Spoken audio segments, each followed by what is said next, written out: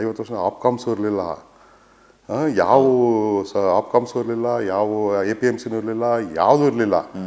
ಅವ್ರವ್ರ ಸಿಸ್ಟಮ್ ಅವ್ರು ಮಾಡ್ಕೊಂಡಿದ್ರು.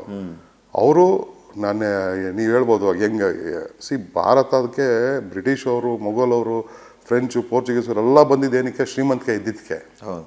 ಆ ಶ್ರೀಮಂತಿಕೆ ಬಂದಿದ್ದು ಎಲ್ಲಿಂದ? ವ್ಯವಸಾಯದಿಂದ. ಹೇಳಿ ಇನ್ಯಾವ ಪ್ರೊಫೆಷನ್? ಆಗಿನ ಕಾಲದಲ್ಲಿ ರೈತರ 33% ಅವನೇನು ಬೆಳೆದಿದ್ದೋ ಅದು ರಾಜಂಗೆ ಕೊಡ್ತಿದ್ದ ಟ್ಯಾಕ್ಸ್. ರಾಜಂಗೆ 33 100 kg ಬೆಳೆದ್ರೆ 33 kg ತೊಗೊಂಡು ರಾಜಂಗೆ ಕೊಡ್ತಿದ್ದ.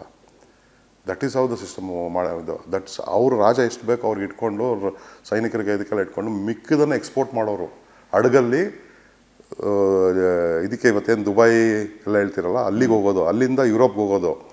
ಅವ್ರಿಗೆ ಅವಾಗ ಗೊತ್ತಾಯ್ತು ನಮ್ಮ ದೇಶ ಈ ಥರ ಇದೆ, ಈ ಥರ ಸಮೃದ್ಧವಾದ ದೇಶ, ಸೆಲ್ಫ್ ಸಸ್ಟೈನ್ ಆಗಿದೆ, ದುಡ್ಡಿದೆ ಅಂತ.